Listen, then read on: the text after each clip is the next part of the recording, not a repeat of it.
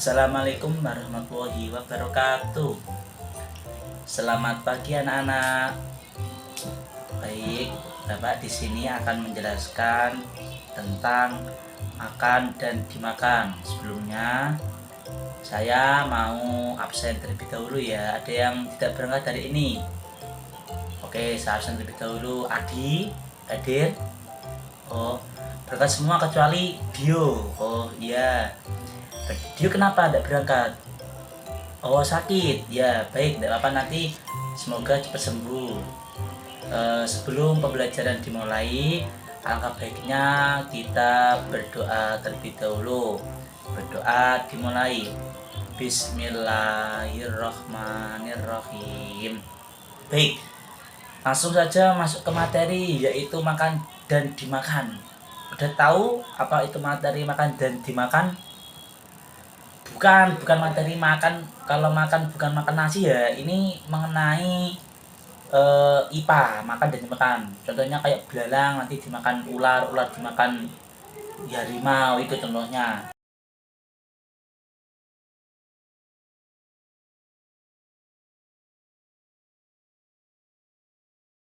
Baik, rantai makanan adalah peristiwa makan dan dimakan antara makhluk hidup dengan urutan tertentu. Dalam rantai makanan ada makhluk hidup yang berperan sebagai produsen, konsumen, dan dekomposer. Kemudian jalur makan dan dimakan antar makhluk hidup bisa digambarkan dalam bentuk rantai makanan. Pada video ini kita bisa melihat alur yang ada pada suatu ekosistem. Selain alur makan, rantai makanan juga menggambarkan terjadinya perpindahan energi dari suatu makhluk hidup ke makhluk hidup lainnya saat dimakan. Pada rantai makanan, jalur dimulai dari peran yang disebut produsen.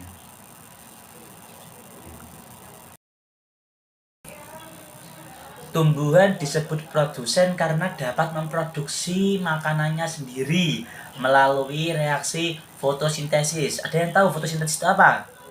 Fotosintesis adalah cahaya matahari ke tumbuhan gitu loh. Itu juga namanya fotosintesis.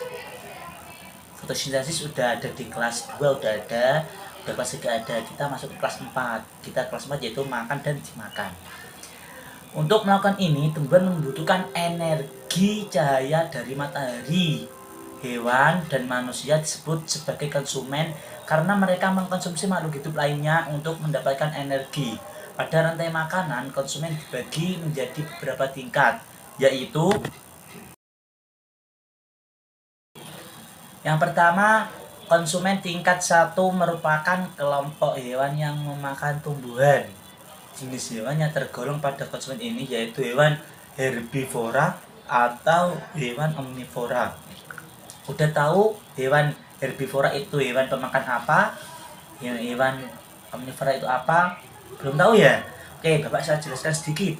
Herbivora adalah hewan pemakan tumbuhan. Kalau omnivora itu hewan pemakan. Yang kedua, konsumen tingkat 2 merupakan kelompok hewan yang memakan konsumen tingkat 1. Hewan ini termasuk kelompok hewan karnivora atau omnivora. Yang ketiga, konsumen tingkat 3 merupakan kelompok hewan yang memakan konsumen tingkat tinggi. Sama dengan sebelumnya, hewan ini termasuk kolom hewan karnivora atau omnivora. Selain produsen dan konsumen, ada peran lain yang sangat penting, yaitu dekomposer. Yaitu contohnya dekomposer ada jamur, bakteri, dan cacing tanah. Itu merupakan salah satu jenis contoh dekomposer.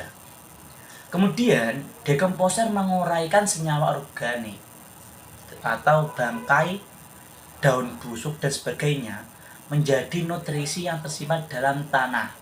Kemudian nutrisi ini akan dipakai lagi oleh tumbuhan untuk tumbuh. Dekomposer mendaur ulang energi sehingga rantai makanan tidak bersifat linier, namun merupakan sebuah siklus.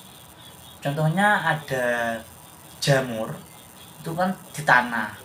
Jamurnya itu kemudian kalau semakin lama itu menjadi bakteri. Bakteri kemudian diserap oleh tanah, kemudian tanah itu nanti akan ditanami tumbuhan, dan hasil jamur itu bakterinya akan menjadi seperti pupuk gitu ya.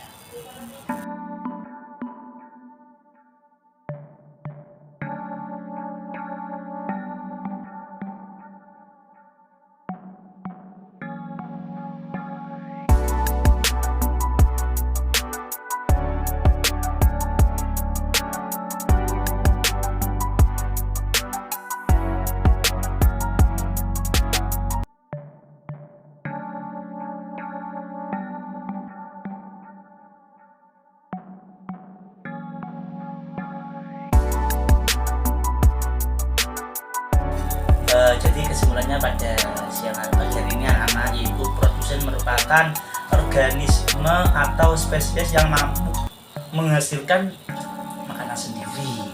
Kemudian konsumen merupakan makhluk hidup yang bergantung pada makhluk lain karena tidak bisa memproduksi makanan sendiri seperti produsen. Yang ketiga itu dekomposer, merupakan organisme yang menguraikan darah organik yang berasal dari organisme mati.